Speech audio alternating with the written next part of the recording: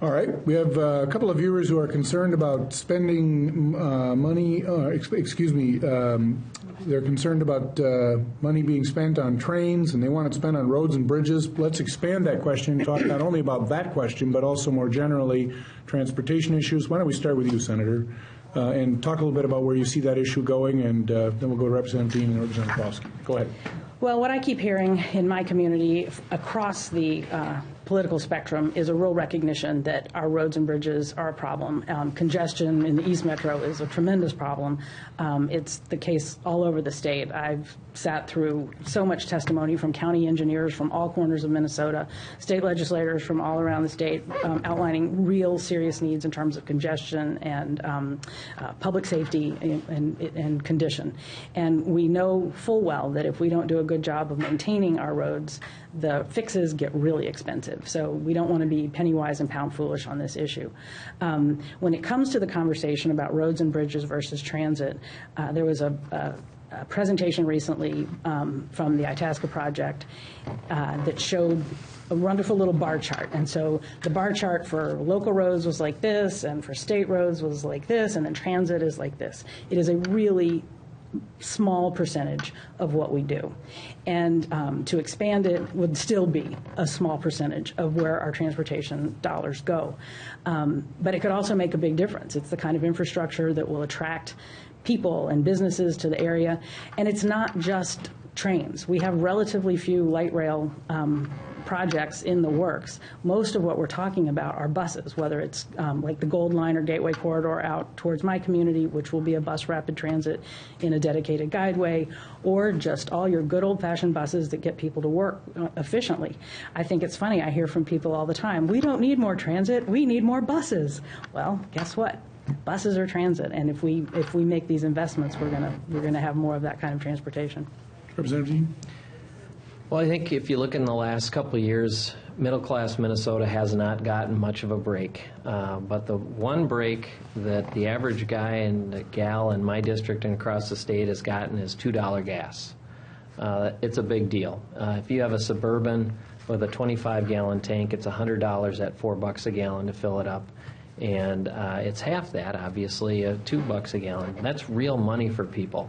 They don't have to stand in line. They don't have to fill in forms. I saw two complete strangers high-fiving each other at a Holiday Station as they were filling up. So it's like the first time the average guy says, you know what, I finally got something. And here we are, we're looking at a gas tax increase. So the average the guy out there and gal out there is saying, what, you've got to be kidding me. We've just finally gotten the one break we got. You got to come after it. So people kind of look at that and they say, you know, what are you possibly thinking about? And I think that I have a lot of sympathy for that, and for people, particularly in greater Minnesota, that don't that drive more and they have no access to transit. Trains or bus rapid transit, they wonder about that, you know. And in our area, one of my constituents challenged me to try to go downtown on the bus. So I said, I grew up in McCarran's Lake on Rice Street, so the Lorenz Greens buses went up and down Rice Street when I was a kid. You just go out to Rice Street and wait, and you get on a green bus and you go downtown, and then you'd wait again and come back. There was no, you know, that's what you did. So I was on the phone with my wife, and I said, I'm going to go downtown. I got all day. I'm going to just figure out what it takes. And she goes, what are you doing? And I said, I'm walking out to 61. And she says, well, what are you going to? And I said, well, I'm going to get a bus. So I waited. It took me almost 3 hours to get downtown from where I was without just setting out. We don't have a lot of bus service around White Bear Lake. There's one express bus in the morning that I drive by. And I had to go to Maplewood Mall to get off to get downtown. So it's not like it was in 1900 where there was a train every hour on the hour to downtown White Bear Lake between downtown St. Paul and downtown White Bear Lake. So that was 1900 when that was in effect. So people in the suburbs really do look at things a little bit differently, and they say, well, actually, we're not seeing this great benefit either. You know, and the bus rapid transit that you mentioned is on a dedicated busway. It's $500 million. That is a lot of money to go 12 miles. I think that people want to see cheaper options, particularly in the suburban areas and in greater Minnesota. They particularly are going to, I think we're going to hear from them if we go after them with a gas tax increase. Representative Pawlowski? Well, the last time we raised the gas tax was under Governor Pawlenty, and we did that because the Minnesota Business Partnership and the Chamber of Commerce supported a gas tax increase, and even when he vetoed the bill, there was an override of the governor's veto because they supported it. I say that because when that occurred, there was another thing that happened up here. A bridge fell. And that bridge, of course, was in Minneapolis. But another bridge was closed shortly thereafter, the Winona Bridge.